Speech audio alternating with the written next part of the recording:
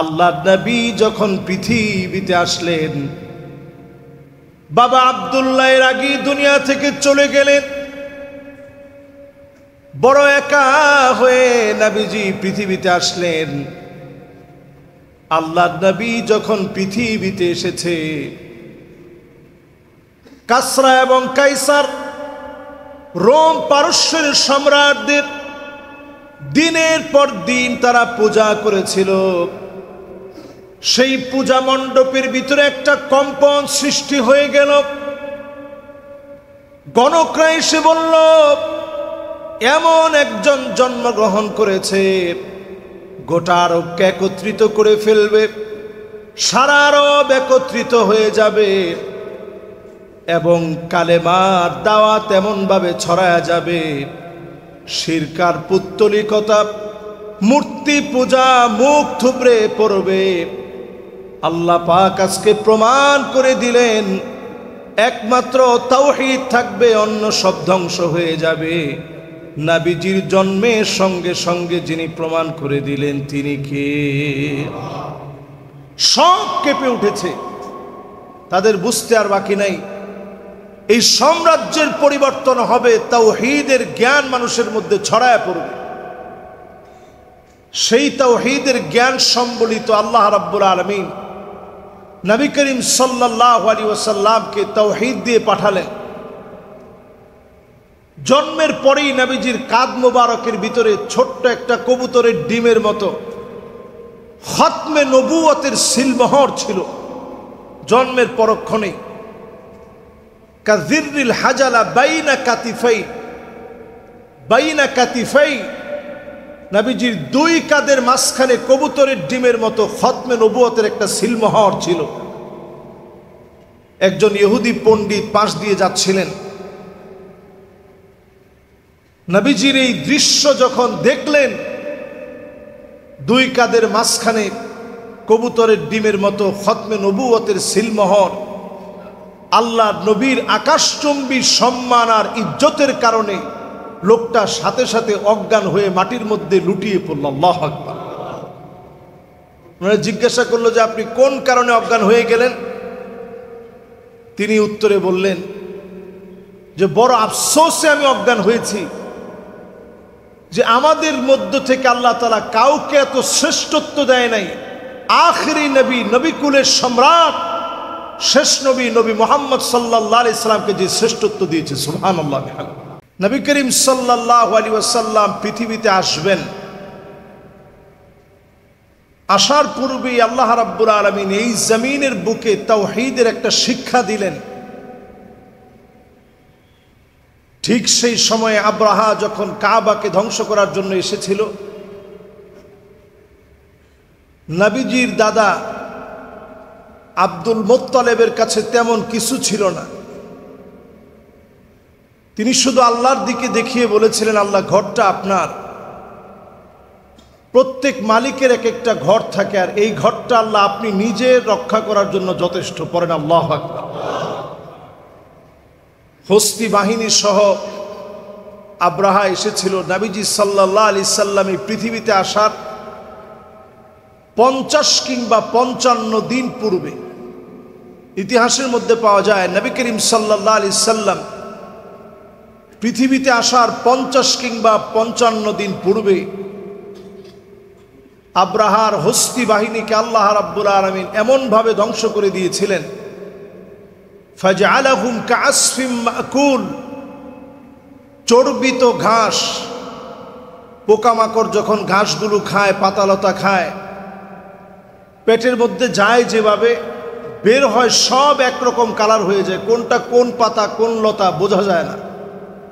আল্লাহ রাব্বুল আলামিন আব্রাহার হস্তি বাহিনীকে এমনভাবে ধ্বংস করেছিল, কোনটা হাত কোনটা মাথা কোনটা চেহারা, আল্লাহ রাব্বুল আলামিন ছোট্ট ছোট্ট পাথর নিক্ষেপ করে তাদের চিহ্নকে আল্লাহ তাআলা নিশ্চিহ্ন করে দিয়েছিলেন। পড়েন আল্লাহু আকবার।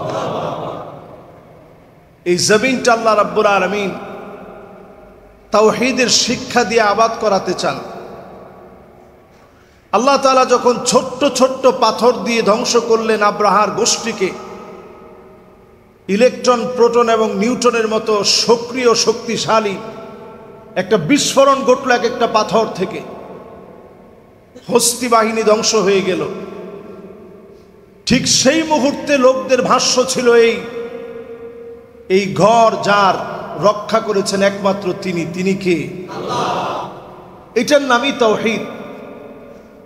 এই যে আমরা আজকে এখানে যারা বসছি, আমরা একটু ক্লান্তি লাগলেই বলে উঠি লা ইলাহা ইল্লাল্লাহ, শরীরটা একটু খারাপ লাগলে আমরা বলি লা ইলাহা ইল্লাল্লাহ মুহাম্মাদুর রাসূলুল্লাহ সাল্লাল্লাহু আলাইহি ওয়াসাল্লাম।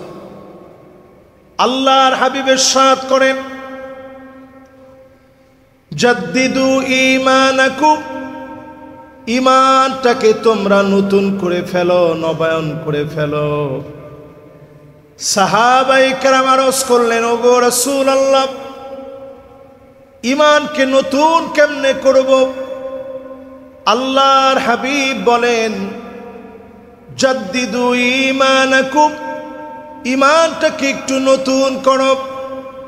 সাহাবীরা যখন প্রশ্ন করলেন ঈমান নতুন হবে কেমনে, আল্লাহর হাবিব বলেন, কাসসিরু যিকর লা ইলাহা ইল্লাল্লাহ, লা ইলাহা ইল্লাল্লাহ যখন পড়বে, ঈমানটাকে যিনি নতুন বানায় দিবেন তিনি কে? ঈমানকে যদি নতুন বানাতে হয়, লা ইলাহা ইল্লাল্লাহ বেশি বেশি করে পড়েন। আপনার শরীরটা খারাপ লাগতেছে, আল্লাহর কাছে তাওহীদের ঘোষণা দিয়ে আল্লাহর কাছে দোয়া করেন, আল্লাহ আমি বড় ভিখারি, আপনার তাওহীদের ঘোষণা দিয়ে ভিক্ষুকের মতো আল্লাহ আপনার কাছে চাচ্ছি। একত্ববাদের এই ঘোষণার পরে আল্লাহ তাআলা দোয়া কবুল করেন। নবী আম্বিয়া আলাইহিমুস সালাম বিপদে পড়লে আল্লাহর একত্ববাদের ঘোষণা দিয়ে দোয়া করতেন। তো এই তাওহীদকে শেখানোর জন্য আল্লাহ রাব্বুল আলামিন কাবার চত্বরে আব্রাহার গোষ্ঠীকে আল্লাহ তাআলা শেষ করে দিলেন। সেখান থেকে লম্বা সময় ধরে মানুষের মুখে মুখে এই কথা যে এই ধ্বংসযজ্ঞ দুনিয়ার কোনো শক্তি দিয়ে সম্ভব নয়, জালেমদেরকে একমাত্র আল্লাহ রাব্বুল আলামিন পরাভূত করেছেন। যুগ জিজ্ঞাসার সঠিক সমাধানে আল্লাহ রাব্বুল আলামিন বারবারই জালেমদেরকে যখন ধ্বংস করেন, আল্লাহ তাআলা এই কথা বোঝায় দেন, দুনিয়ার কেউ এই জালেমকে শেষ করে নাই, যিনি করেছেন তিনি কে? প্রিয় ভাইয়েরা আমার, যারা এই মুহূর্তে শুনছেন, আমরা যারা বসা আছি, প্রথম কথা, প্রতিনিয়ত ঈমানকে নতুন করার জন্য তাওহীদ, লা ইলাহা ইল্লাল্লাহ, আল্লাহর স্বীকৃতি দেওয়া। একজন বেদুইন কালেমা পড়ে মুসলমান হয়েছে। বেদুইন মহিলা, বৃদ্ধা মহিলা মুসলমান হওয়ার পর উনাকে নবীজি জিজ্ঞাসা করলেন, আইন আল্লাহ, আল্লাহ কোথায়? জিজ্ঞাসা করার পর মহিলা তার জ্ঞান অনুযায়ী উপরের দিকে শুধু তাকালেন। মহিলা বুঝায় দিলেন, আল্লাহ রাব্বুল আলামিন উনার ক্ষমতা সর্বত্র বিরাজমান। জোরে কোন আল্লাহু আকবার। আমরা দেখবেন বিপদে পড়লে, মুসিবতে পড়লে উপরের দিকে তাকাই, উদ্দেশ্য হচ্ছে এই যে আল্লাহ আপনি তো অনেক বড়, আল্লাহ আপনি তো ঠিকই আমার এই মুসিবতটা দেখতেছেন, আল্লাহ আপনি আমার হেফাজত করেন। কাছ থেকে আমরা আল্লাহকে ডাকি। নবীজি পৃথিবীতে আসার আগেই আল্লাহ রাব্বুল আলামিন এই তাওহীদ মানুষের অন্তরের ভিতরে গেঁথে দিতে চাইলেন যে সব যিনি করতে পারেন, সমস্ত ক্ষমতা যার, তিনি হচ্ছেন আল্লাহ সুবহানাহু ওয়া তাআলা। এর 55 দিন পরে নবী করিম সাল্লাল্লাহু আলাইহি ওয়াসাল্লাম পৃথিবীতে আসলেন। সে নবীজি আমার তাওহীদের দাওয়াত নিয়ে আসছেন। এই তাওহীদের দাওয়াত দিতে গিয়ে নামাজ পড়তেছেন, ভুঁড়ি চাপায় দেওয়া হয়েছে।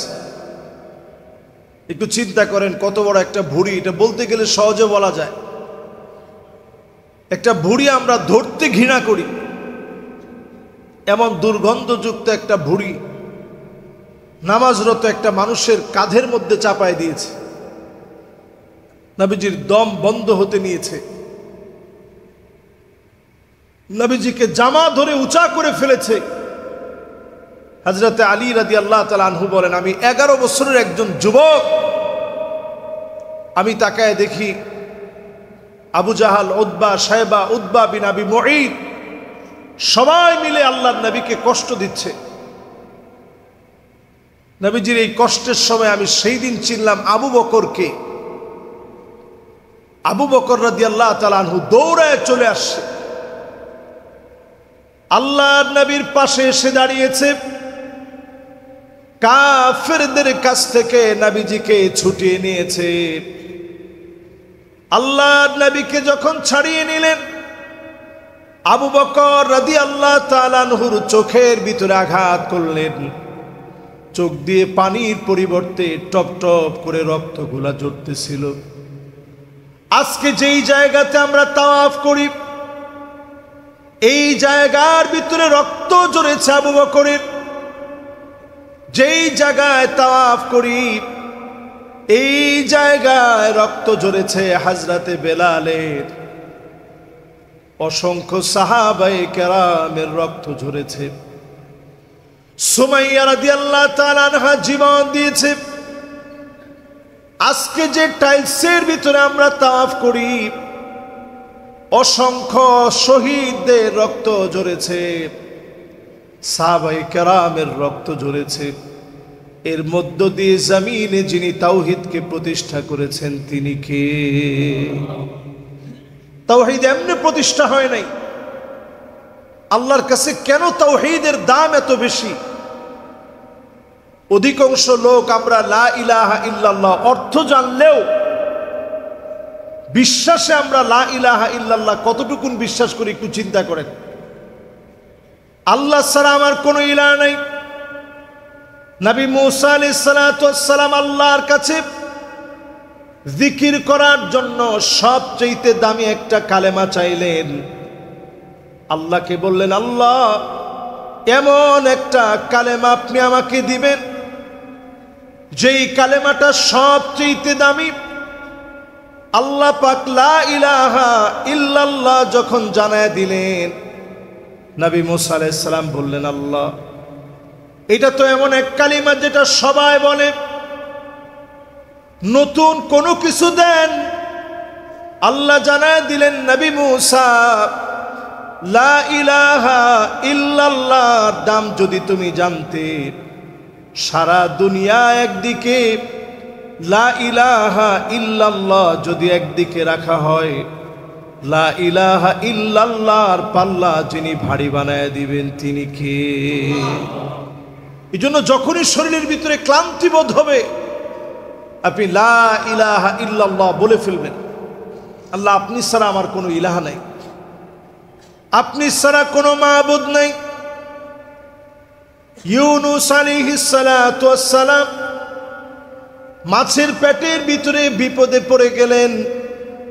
ওই মুহূর্তে আল্লাহ পাকের কাছে ফরিয়াদ করলেন, লা ইলাহা ইল্লা আনতা সুবহানাকা ইন্নী কুনতু মিনাজ জালিমিন। এই দোয়া পড়ার পর আল্লাহ পাক জবাব জানায় দিলেন, ফাস্তাজাবনা লাহু ওয়া নাজ্জাইনাহু মিনাল গাম্মি ওয়া কাযালিকা নুনজিল মুমিনিন। আজকেও যদি ঈমানের দাবি নিয়ে তাওহীদের ঘোষণা দিয়ে কালেমা পড়েন, আমাদেরকেও যিনি ঈমানের পথে অবিচল রেখে কবুল করবেন তিনি কে? তাওহীদের এই বিশ্বাস আল্লাহর কাছে এত দামি। নবীজি দুনিয়াতে আসার পূর্বেই লম্বা একটা সময় ছিল, এটাকে ফাতরা বলা হয়। ফাতরা মানে একটা নির্দিষ্ট সময়, যেই সময়টাতে এক নবীর পরে আরেক নবী আসার আগ পর্যন্ত একটা খালি টাইম। আল্লাহ তাআলা যখন এক নবী থেকে আরেক নবী আসার মাঝখানের যে খালি টাইম, ওই টাইমের লোকদেরকে আল্লাহ আযাব দেন না। কেন আযাব দেন না? কারণ নবী না পাঠায় আল্লাহ তাআলা আযাব দেন না। হাত্তা নাবআসা রাসূলা, আগে আল্লাহ রসুলদেরকে পাঠান, দাওয়াতের পরিবেশ সৃষ্টি করান, এরপরে আল্লাহ রাব্বুল আলামিন না মানার কারণে শাস্তি দিবেন। তো আল্লাহ রাব্বুল আলামিন মাঝখানের যে সময়টা, এই সময় আল্লাহ তাআলা শাস্তি দেন না। আগে আল্লাহ রাব্বুল আলামিন নবীদেরকে পাঠিয়ে এরপরে দাওয়াত দেওয়ার পর অবাধ্যাচরণ করার কারণে শাস্তি দিবেন। নবীজি পৃথিবীতে আসার আগেই আল্লাহ তাআলা তাওহীদের ঘোষণা দিয়ে দিলেন। এই তাওহীদের ঘোষণার উপরে কোরআনুল কারীমের সবচেয়ে সুন্দরতম ছোট সূরার একটি সূরা সূরাতুল ইখলাস। আমাদের কার কার মুখস্থ নাই একটু হাত তুলেন তো দেখি। সবার এই সূরাটা কম বেশি মুখস্থ আছে না সবার? প্রথম আয়াতটা কি? সুবহানাল্লাহ। দ্বিতীয় আয়াত, তৃতীয় আয়াত, চতুর্থ আয়াত। সুবহানাল্লাহ। এই সূরাটার কেমন দাম একটু চিন্তা করেন।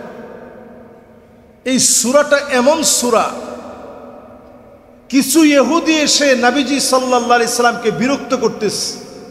উনসুব লানা রাব্বাক, নবী আপনি আপনার রবের একটু পরিচয় দেন।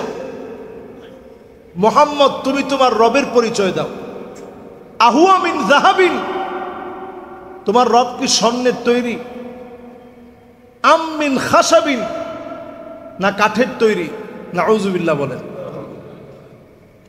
আম মিন নুহাসিন, নাকি অ্যালুমিনিয়ামের তৈরি? এই কথা যখন বলা হলো, আল্লাহ পাক তৎক্ষণাৎ জিবরিল আলাইহিস সালামকে পাঠায় দিয়ে সূরা ইখলাস নাজিল করে জানায় দিলেন, কুল হুয়াল্লাহু আহাদ আল্লাহুস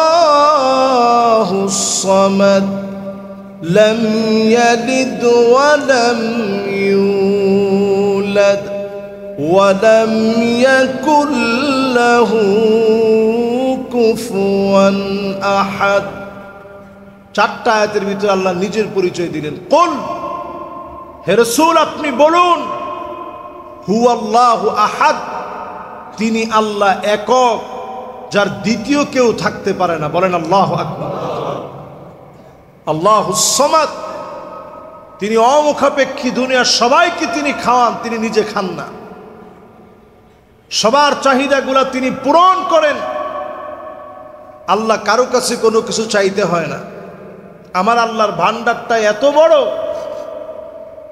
লাউ ইন্না ইনসাকুম ওয়া জিন্নাকুম কামু ফি সাঈদিন ওয়াহিদিন, যদি সব মানুষ আর সব জিনগুলা একটা খোলা ময়দানে মিলিত হয়ে যায়, এরপরে যদি আল্লাহর কাছে চাওয়া শুরু করে, আল্লাহ আমার এটা লাগবে, আল্লাহ আমার সেইটা লাগবে, যদি চাওয়া শুরু করে দেন, নবীজি সাল্লাল্লাহু আলাইহি ওয়াসাল্লাম আমাদেরকে জানিয়েছেন, মা নাকাসা মিম্মা যালিকা ইনদি ইল্লা কামা ইয়ানকুসুল মিখিয়াতু ইযা উদখিলাল বাহর, সমুদ্রের ভিতরে একটা সুই প্রবেশ করি, সেই সুইটা টান দিয়ে উঠালে যেমন সমুদ্র টের পায় না, আমার আল্লাহর বিশাল ভান্ডারটা এমন, আল্লাহ পাক যদি সবাইকে সবকিছু দান করে দেন, তারপর আল্লাহর ভান্ডার থেকে সামান্য কিঞ্চিত পরিমাণ কমবে না, একটু পরিমাণ সরে যাবেন। আল্লাহু আকবার। এত বিরাট আল্লাহর ভান্ডার। সূরা ইখলাসের ভিতরে আল্লাহ রাব্বুল আলামিন জানায় দিলেন, আল্লাহুস সামাদ, তিনি আল্লাহ অমুখাপেক্ষী, দুনিয়ার কারো কাছে কিছু চান না। সমাদুন শব্দের আরো একটা অর্থ হচ্ছে যার পেট নাই। দুনিয়ায় দেখবেন বিভিন্ন মূর্তিরও বড় বড় পেট আছে, মূর্তি যেরকম ওটার পেটও ওইরকম। আল্লাহ তাআলা বুঝাই দিলেন, দুনিয়ার আকৃতিতে যেইভাবে তোমরা মূর্তিগুলা বানাও, তোমাদের ধারণা যদি মূর্তি যেই মূর্তিটা বানানো হয়েছে, যার আকৃতির মূর্তি, ওটার পেটও তো এত বড় হতে হবে, কারণ তিনি যদি মানুষকে দিতে হয় তাহলে মানুষের চাইতে বড় হওয়া লাগবে। এই জন্য বড় বড় পেটওয়ালা মূর্তি বানানো হয়। আল্লাহ বুঝাইয়া দিলেন, আল্লাহুস সামাদ, আল্লাহ পাক কেমন, যার কোনো পেট নাই, যার কোনো ক্ষুধা নাই, যিনি কখনো ঘুমান না, সমস্ত শক্তি থেকে সম্পূর্ণরূপে আল্লাহ রাব্বুল আলামিন পুত পবিত্র, একমাত্র তার কুদরতার ক্ষমতার কারণে সব ঘটে। আল্লাহ রাব্বুল আলামিন কারো কাছে কোনো কিছুর জন্য সাহায্য চাওয়া লাগে না। আল্লাহুস সামাদ দিয়ে আল্লাহর এই পরিচয় দিলেন দ্বিতীয় আয়াতে। 3 নম্বর আয়াতে কারীমাতে আল্লাহ তাআলা পরিচয় দিলেন লাম ইয়ালিদ ওয়া লাম ইউলাদ, তিনি জন্মগ্রহণও করেন না, কাউকে জন্ম দেনও না। ইহুদিরা উজাইরকে আল্লাহ সন্তান বানিয়েছে, খ্রিস্টানরা ঈসা আলাইহিস সালাতু ওয়াস সালামকে আল্লাহ সন্তান বানিয়েছে। আল্লাহ রাব্বুল আলামিন একটি আয়াতে কারীমাতে পরিষ্কার করে দিলেন কেউ আল্লাহর সন্তান হতে পারে না। আল্লাহ রাব্বুল আলামিন এমন এক সত্তা যিনি জন্ম দেওয়া নেওয়া থেকে সম্পূর্ণ পুত পবিত্র। পড়েন আল্লাহু আকবার। এরপরে সবশেষে আল্লাহ রাব্বুল আলামিন বলছেন ওয়ালাম ইয়াকুন লাহু কুফুয়ান আহাদ, দুনিয়ার কোন ব্যক্তি ক্ষমতায়, শক্তিতে, চিন্তায়, চেতনায় আল্লাহ সমকক্ষ হতে পারে না। আল্লাহর ক্ষমতা কেমন? মাঝে মাঝে আল্লাহ তাআলা দেখান যে আল্লাহর ক্ষমতাটা কত বিরাট। সিডর, আমপান, নার্গিস সহ পৃথিবীর বিভিন্ন বিপর্যয়ের দিকে তাকায় দেখেন, রাশিয়ার ভিতরে নতুন করে বিপর্যয় শুরু হয়ে গেছে। ওয়ার্ল্ডের বিভিন্ন প্রান্তে বিপর্যয় হবে। আজকের এই জুমাতে আপনারা খাতা কলমে লিখে রাখতে পারেন। যদি খাতা কলমে লিখে নাও রাখেন, অন্তরে আপনারা এটা বসায় নেন। আপনারা কিছুদিনের ভিতরে একটার পর একটা বিপর্যয় পৃথিবীব্যাপী আপনারা দেখবেন, এবং এই পৃথিবীটা অল্প কিছুদিনের ভিতরে দুর্ভিক্ষের দিকে যাবে। বিভিন্ন প্রান্তে দুর্ভিক্ষ শুরু হবে। এর অন্যতম কারণ এই, আমি কেমনে বুঝলাম দুর্ভিক্ষ হবে? এর কারণ হচ্ছে এই, আজকে আপনি ফিলিস্তিনের দিকে তাকায় দেখেন, এক একটা মানুষ ক্ষুধার যন্ত্রণায় কঙ্কাল সার হয়ে গেছে। মুসলমানরা তেমন কিছু করতে না পারায় খাদ্য পর্যন্ত পৌঁছাতে পারে না। এই জন্য বোতলের ভিতরে খাবার যতটুকু পারে, শুকনা খাবার ভরে, একটু চাল ভরে, একটু ডাল ভরে, এটা সমুদ্রের পানির ভিতরে ছেড়ে দিয়েছে। আল্লাহর জমিনের শ্রেষ্ঠ মানুষগুলো অভুক্ত অবস্থায় আছে। গত কয়েকদিনে এমন কয়েকটা ছবি দেখে আমি হতবাক হয়ে গেছি যে আসলে আমাদের করণীয় কি এই মুহূর্তে। এক একটা মানুষ তার পিঠগুলা পেটের সাথে লেগে গেছে, পেট পিঠের সাথে লেগে গেছে। চেহারার ভিতরে একটু গোশত নাই, সব হাড় বের হয়ে আসছে, জবানগুলা সব বন্ধ হয়ে গেছে। আল্লাহ রাব্বুল আলামিন এই সময়টাকে দেখবেন মাজলুমদের জন্যে, যাদের মন কাঁদে না, যাদের চিন্তা হয় না, অবশ্যই মানুষগুলাকে যিনি ধরবেন তিনি কে? জাতিসংঘ আমার দেশে মানবাধিকারের নাম দিয়ে একটা উইং খুলতে চায়। আপনি চিন্তা করেন, আমার দেশে মানবাধিকার লঙ্ঘিত হয়। আপনি ফিলিস্তিনের দিকে তাকায় দেখেন, সেখানে মানবাধিকার লঙ্ঘিত হয় নাই। কাশ্মীরের দিকে আপনি তাকায় দেখেন, সারা ওয়ার্ল্ডের মাজলুম মুসলমানদের দিকে আপনি তাকায় দেখেন, যেই জায়গায় তারা মানবাধিকার সংস্থার নামে,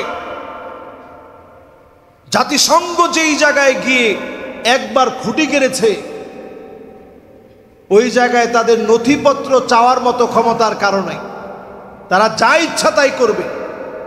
ইনভেস্টিগেশনের জন্য যে কোনো মুহূর্তে যে কোনো সিদ্ধান্ত নিবে। আমরা বাংলাদেশের আপামর জনসাধারণ এই কথা পরিষ্কার ভাষায় বলতে চাই, আমরা বাংলাদেশে তাওহীদপন্থী মুসলমান। এদেশের মুসলমানদের আর কিছু থাকতে পারে আর না পারে, মুসলমানদের ইমানি হিম্মত আছে। এক একজন মুসলমান এক একটা লোহার বুট ধার দিয়া চর্বণ করতে পারে এমন বিষাক্ত দাঁত তৈরি হয় নাই। সেটা যেই দেশ হোক, পরিষ্কার ভাষায় আমরা যেই দেশের রক্তচক্ষুই আমাদের দিকে আসুক না কেন, এটারে আমরা পরোয়া করে চলতে চাই না।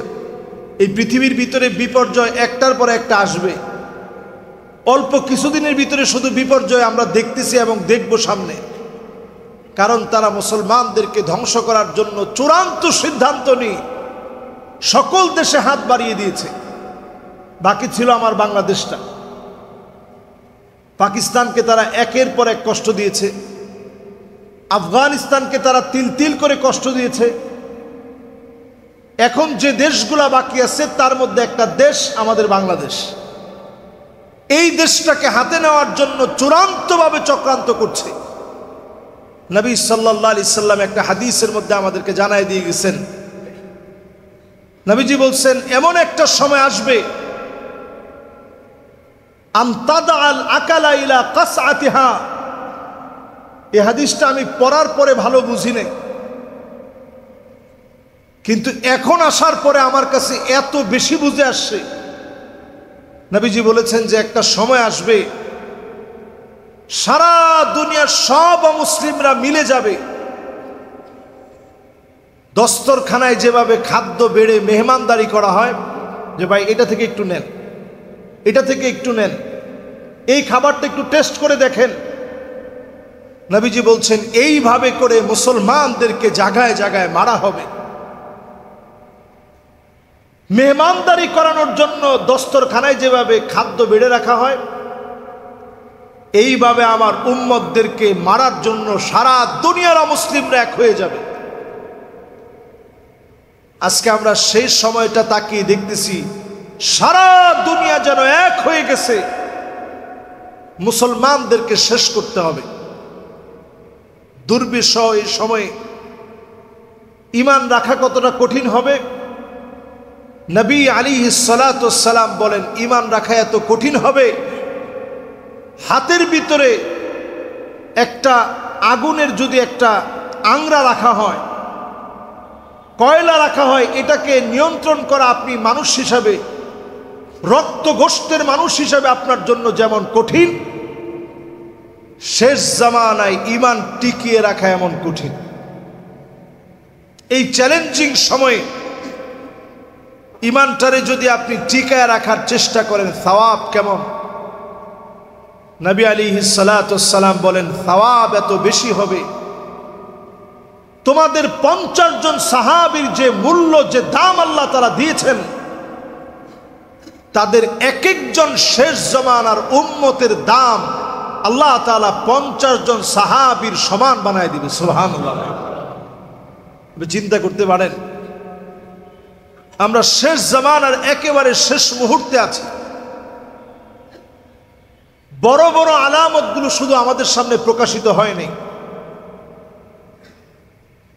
বড়গুলা যদি প্রকাশিত হয়ে যায়, আমরা দেখবেন ছোট ছোট বাচ্চাদের গলার ভিতরে মালা পড়ে, সেখানে পুঁতিগুলা থাকে একটার সাথে একটা মিশানো।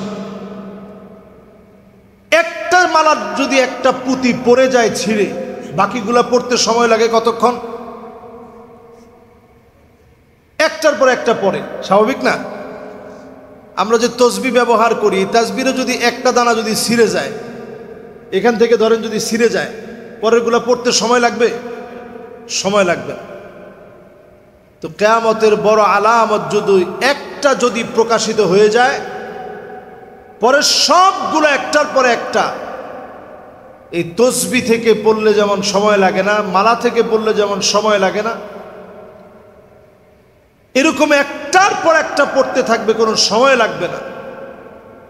আমরা ঠিক যেই সময়টাতে এখন আছি, নবীজি যা বলে গেছেন কেমন যেন দেখে দেখে বলে গেছেন। সেই দিন একটা ভিডিও দেখতেছিলাম, বাপ মায়ের হাতের সন্তান মারা গেছে। সন্তান নেশা করে, বাপ মা সহ্য করতে পারে না, আঘাত করেছে, মারা গেছে। বাপ মা নিজে গিয়ে আত্মসমর্পণ করেছে পুলিশের হাতে। এরকম সেম ঘটনা কালীগঞ্জে, গাজীপুরে আমরা গত বছর দেখেছি, রমজান মাসে সম্ভবত।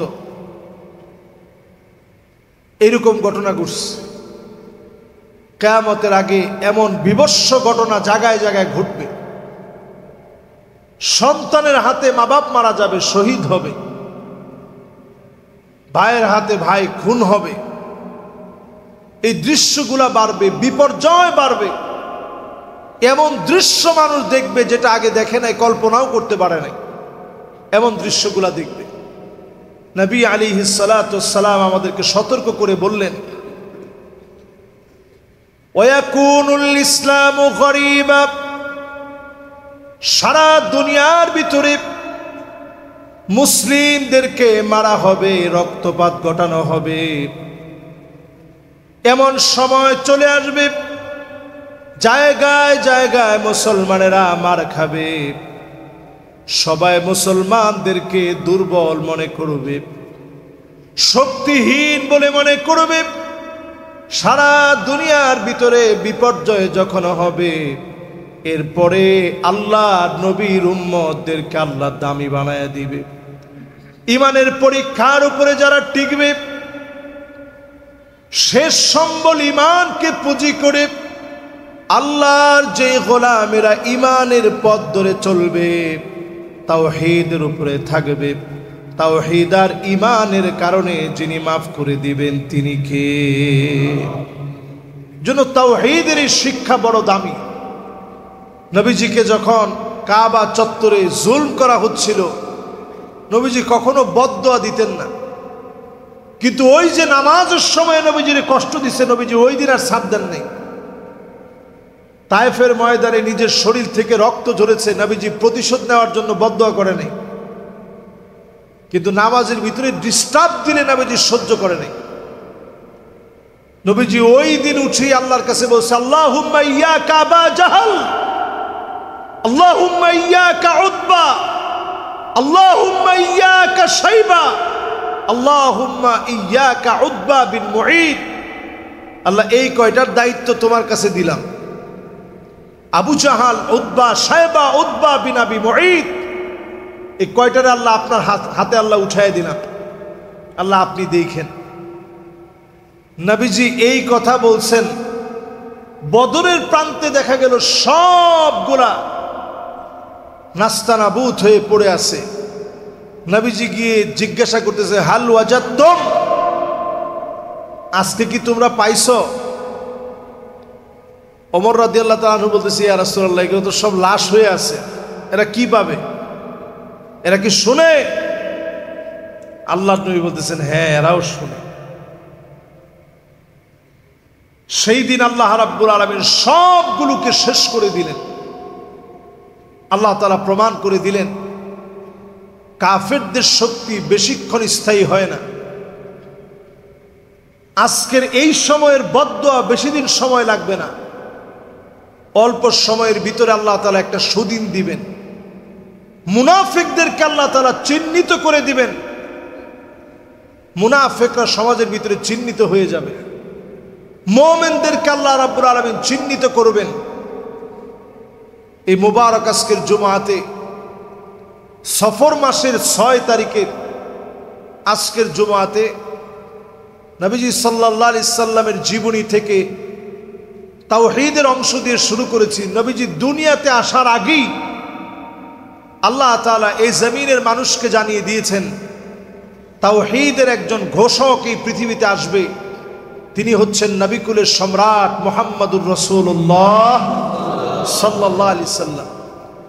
ওনার পিঠের মাঝখানে আল্লাহ তাআলা একটা সিলমোহর দিয়ে দিলেন। আল্লাহ বুঝাইয়া দিলেন, আমার পেয়ারা হাবিব খাতামুন নবিয়্যিন, তারপরে কোনো প্রকার নবী রাসূল আর আসবে না। এই খাতমে নবুয়তের সিলমোহর প্রাপ্ত নবী, সমস্ত নবিকুলের সম্রাট পেয়ারা হাবিব মুহাম্মদুর রাসূলুল্লাহ সাল্লাল্লাহু আলাইহি সাল্লামের উম্মত হয়ে আল্লাহ রাব্বুল আলামিন আমাদেরকে সুন্নত মেনে